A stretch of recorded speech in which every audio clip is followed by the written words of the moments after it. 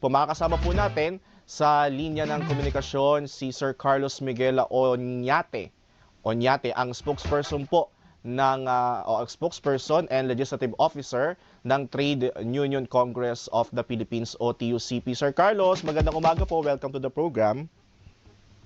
Ay, magandang umaga din po, Sir Bert, at sa lahat po ng ating mga taga-subaybay. Sir, unang-una po sa lahat, kagabi po ay inanunsyo na po ng palasyo doon po sa video message ng Pangulo yung kanyang direktiba na sa Executive Department ay magsagawa nga po ng 4-day work week. Ano pong reaksyon po ng TUCP dito, sir? Opo, kinikilala po natin yung talagang tunay na justification at wisdom behind sa isang 4-day work week dahil ang tindi ho ng pagtaas ng presyo ng gasolina dahil ho sa gulo sa Iran at sa Middle East. Gayunpaman po, pinapaalala ng Trade Union Congress of the Philippines, TUCP, lalo na kung sa pribadong sektor ang ating pinag-uusapan, hindi ho pwedeng gawing mandatory yung 4-day work week. Kailangan ito po ay mapagkasunduan ng manggagawa at ng employer at siguraduhin ho na walang kabawasan sa benepisyo at sweldo kung sakaling i-adapt po itong 4-day work week. Gayon din ho, hindi ho lahat ng industriya ay pwedeng mag-compress work week sapagkat kagaya ho sa mga labor-intensive industries, kagaya ng manufacturing, construction, mining, ito pong mga industriya na ito ay kapag nagtrabaho po kayo ng higit sa 8 oras na trabaho, ay tumataas ho yung tsansa sa aksidente at bumababa rin ho yung productivity. Yun nga po, yung dahil nga po i-compress yung kung i-apply po yung 4-day work week sa private sector, especially dyan po sa mga blue-collar jobs, kung i-compress po yung 40 hours a week na ano po, na minimum na work hours, magiging parang 10 days 10 days kada araw po yung magiging oras ng haba ng trabaho po ng ating mga manggagawa. Sir, kung naman po mayroong mga employers sa private sector na magi-implement itong 4-day work week, ano po ang panawagan natin sa kanila if in case na gusto nilang magpatupad nito? Especially po dahil nga ang takot din ng karamihan, dahil nga po 4-day work week, baka magbawas naman ng sahod. Opo. Sa ating mga employers, pinapaalala lang ho namin, number one, hindi ho pwedeng unilateral o sila lang ho ang mag-decide na mag 4-day work week. Kailangan ito ay magsimula ho sa consultation sa mga manggagawa nila, either through their Labor Management Council o doon sa mga enterprise natin na meron namang union ay doon sa kanilang unions makipag-usap yung employers. Pangalawa, yung dapat merong written agreement na actually dapat i-submit yon sa Department of Labor and Employment para sa karampatang monitoring. Patungkol naman po dun sa sweldo, lalo dun sa ating mga kababayang no work, no pay, na yan ang pinakanangangamba kung mababawasan sila ng isang araw na trabaho, ay amin pong pinagdidiinan na dapat yung 2 oras na sobra dun sa 8 oras, kung ito ay magiging 10 hours a day, ay dapat po yun ay overtime pay. Yun po ay dagdag dapat na bayad dun sa ating mga manggagawa.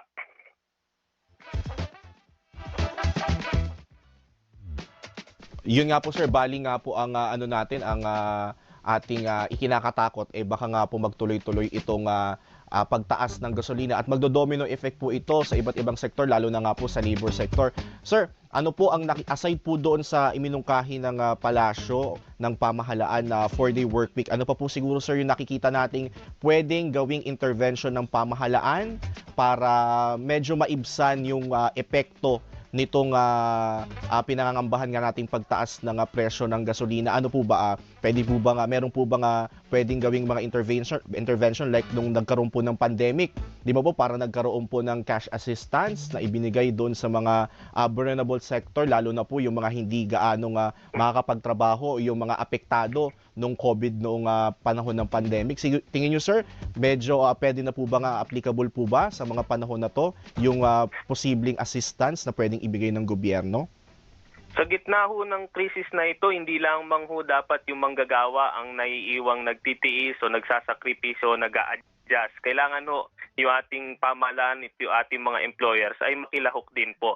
Panawagan ng TUCP, pangunang-una na ay yung pakibilisan yung pag-certify as urgent doon sa kapangyarihan ng Pangulo na isuspinde yung excise tax sa petrolyo. In fact, TUCP as early as noon pa ay nagsusulong din na tanggalin na muna yung value added tax sa kuryente na yan ang susunod na tataas dahil apektado yan ng pagtaas ng presyo ng global oil price market.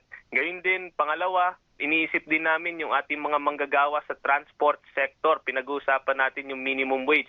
Yung ating mga tricycle driver, mga jeepney driver, ang kanila take-home pay dahil sisirit ng 80 pesos yung diesel by next week ay already below minimum na po. Kaya kinakailangan talaga nila yung fuel subsidy na kaagad-agad kasabay ng pagtaas ng presyo ng petrolyo. Doon naman po sa ating mga manggagawa, lalo yung ating minimum wage earners, ay nananawagan po kami sa pamahalaan na muling balikan yung usapan tungkol sa isang dagdag sweldo, yung legislated wage increase. At habang inaaral po yun, dahil batas po yun, ay nananawagan din kami sa Pangulo na mismo na atasan niya po yung mga regional wage board sa lahat ng rehiyon po natin na pag-aralan na yung pagbibigay ng isang emergency cost of living allowance. Dahil malinaw naman pong may emergency tayong kinakaharap.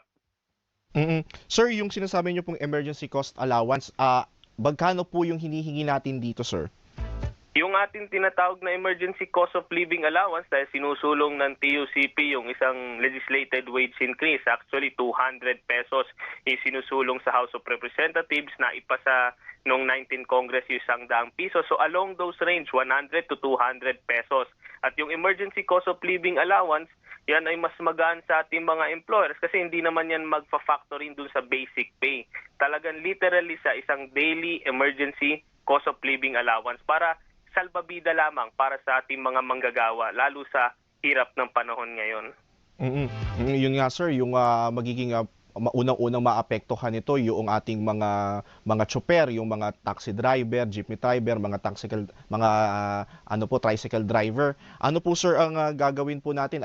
Nagbigay na po ng direktiba ang Pangulo, ang sabi niya po doon sa video, kanina na pong inaayos yung maagang pagpapalabas noong subsidy para po doon sa mga driver po natin, sir.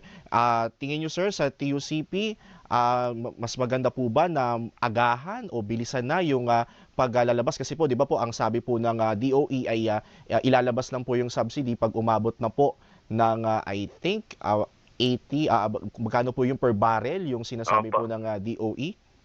Opo, iniintay pa po yung 80 na US dollars per barrel na limitation. Sa tingin ho namin, dapat agad-agad na ho, habang tumataas pa lang yung presyo ng petrolyo, kahit hindi pa marating yung limit na yon, ay dapat agaran na yung fuel subsidy at saka yung pagsuspende sa excise tax. Kasi yun ho, 10 piso kada litro ang mababawas. Mataas na nga ho yung gasolina. Yun ang pinakakagyat na intervention na pwedeng gawin ng pamahalaan. Yung doon sa fuel subsidy kasi, ang past experience natin, laging ang tagal niyan natapos na minsan yung crisis, saka palang dinidistribute yung fuel subsidy. At meron din mga pagkakataon na nagrereklamo yung ating mga tsuper, napakaliit ng subsidiya na overtaken na siya ng bilis ng presyo ng gasolina. At banggitin ko rin, no, pag tumaas ang presyo ng gasolina, halos lahat ng basic commodities o lahat ng utilities, kagaya ng kuryente, lahat ng pagkain, lahat ng ingredients,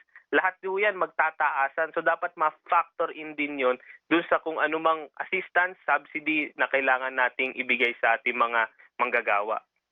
Sir, balik po tayo doon sa mga manggagawa sa private sector, lalo na po yung ating mga yung ating pong mga nandun sa non-blue collar job, yung mga nag-oopisina. Sir, di ba po nung pandemic parang naging naman siya, naging effective naman siya yung work from home arrangement, lalo na yung mga hindi naman mga sektor na hindi naman o wala naman doon sa mga frontline services, lalo na yung health and iba-iba pa. Tingin nyo, sir, would you encourage the private sector to at least implement again this kind of working arrangement? Yung mga trabaho ho, lalo yung sa mga pang-opisina na trabaho, yan ho ay pwedeng gawin yung work from home arrangement. In fact, sinulong ng TUCP na naging batas yun, yung telecommuting law. Yun po ay naging batas, ngunit amin lang pong binibigyang pansin na kung sakali hong maging work from home at gagamit ho ng tinatawag sa batas na computer technology kagaya ng internet, gadget at kuryente, mas matinding konsumo sa kuryente, dapat ang employer ho ay magbigay ng internet, utilities allowance dun po sa ating mga manggagawa. Kasi ayaw naman ho natin mangyari. Nakatipid nga ho si employer dahil hindi niya na binubuksan yung kanyang opisina. Ang nag-bear naman ng burden sa mas mataas na konsumo ng internet at kuryente ay yung ating mga manggagawa. Dahil ang usapin din po dito ay yung take-home pay bukod pa po dun sa work-life balance na maibibigay ng isang work-from-home setup.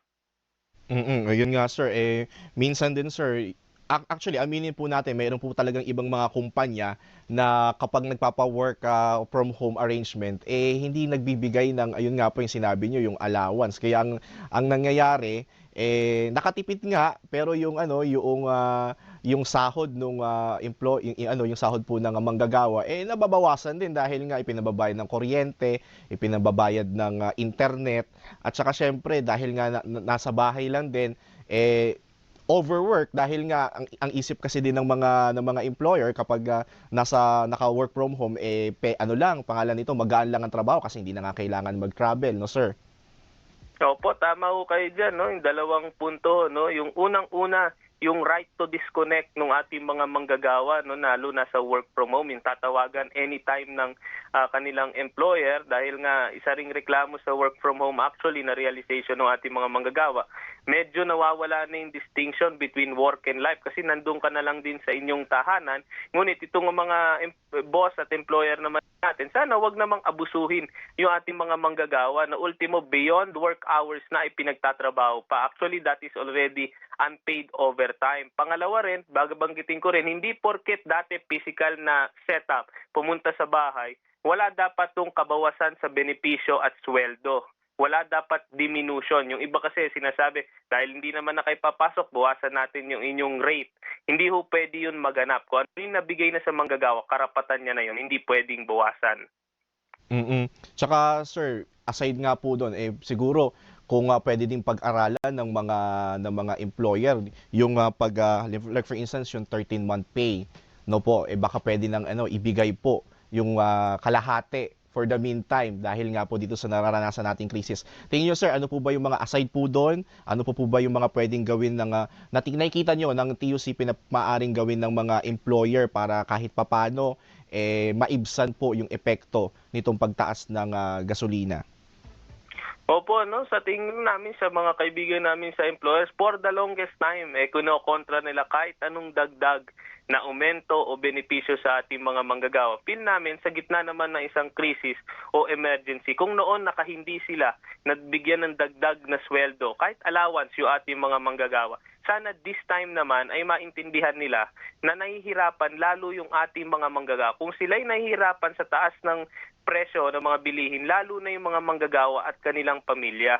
Kaya sana sa regional wage board na yan ay tripartite naman, meron ding representante ang employer, ay seriously talaga pag-isipan yung tinatawag naming emergency cost of living allowance, yung ECOLA. Ginagawa na yan noon ay sana maibigay ngayon sa ating mga manggagawa at kung sakaling magkaroon nga ng diferensya sa work setup, kung either 4-day work week yan o work from home, ay wag natin buwasan yung kanilang sweldo at mas mabuti pa, bigyan natin sila ng mga karampatang dagdag na allowance, transportation allowance, internet allowance, utilities allowance, para makatulong naman dahil alam naman natin, babawi naman ho sa productivity ng ating mga manggagawa at hindi naman ho yun basta loss o expense sa ating mga kumpanya.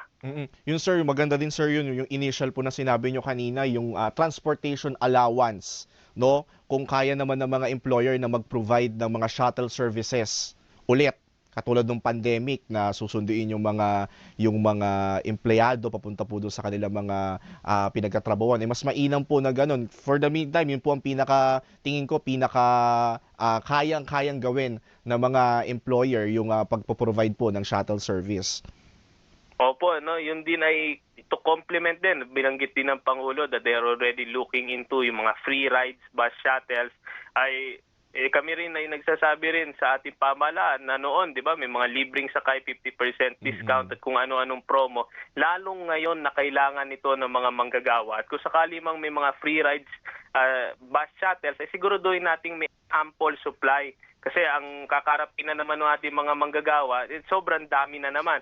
Haba ng pila, walang available, sana maibsan natin yon sa pamamagitan ng pagtutulungan ng employers at ng ating pamahalaan. Last na lang po sir, ano po ang mensahe natin para sa mga manggagawa at ano po ang mensahe natin para po sa mga employer?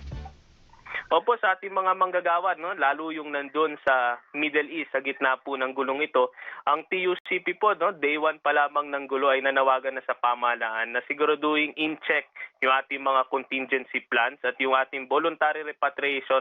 Once na mas magbukas pa yung ating mga airspace, ay dapat handa na yung ating pamahalaan ng lahat ng air assets o cross-border transportation para maiuwi po yung libo-libo po nating mga kaubayan na nais na pong bumalik sa ating bansa, at sa kanilang pagbalik ko, sana may naghihintay na reintegration program lalo ng DMW. Dito naman po sa ating mga manggagawa na nandito sa Pilipinas ay pinapaalala ho lang namin, welcome po lahat nito mga compressed work week setup, alternative work arrangements, provided lamang po na may konsultasyon sa ating mga employers at wala pong kabawasan sa ating mga benepisyo at sweldo. At siyempre po, dun sa ating mga employers, ito po ay panahon ng krisis, lahat po naghihirap.